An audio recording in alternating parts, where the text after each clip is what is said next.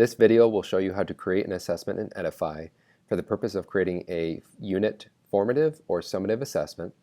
This tutorial can also be used if you plan on using Edify as an assessment-only tool.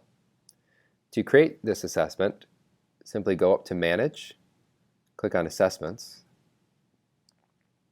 then click on Create an Assessment.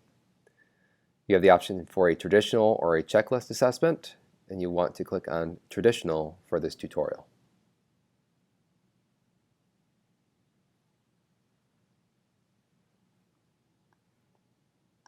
When creating an assessment in Edify, you'll need to make sure that when creating an assessment in Edify, you need to add a name, description, and due date for the assessment.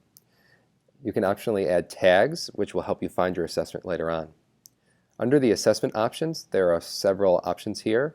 However, you want to pay attention to the far left column. The time sets the amount of time available for students to complete the assessment. By setting this to 0, it means that students have an infinite amount of time to complete the assessment.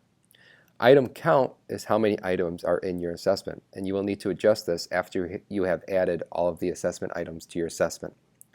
Retries allowed sets how many retries students have on the assessment.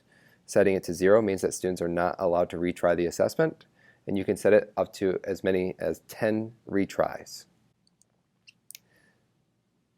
Scrolling down, you have a list of all the assessment items that you can add to the assessment. You can search using the search feature here or filter using these options.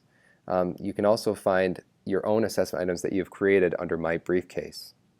Using the standards browser off to the right-hand side, you can filter by standards and then select assessment items that are aligned to the specific standards that you want to assess.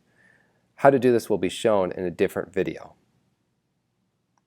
Once you have created your assessment, you scroll down and click on Save Assessment at the bottom.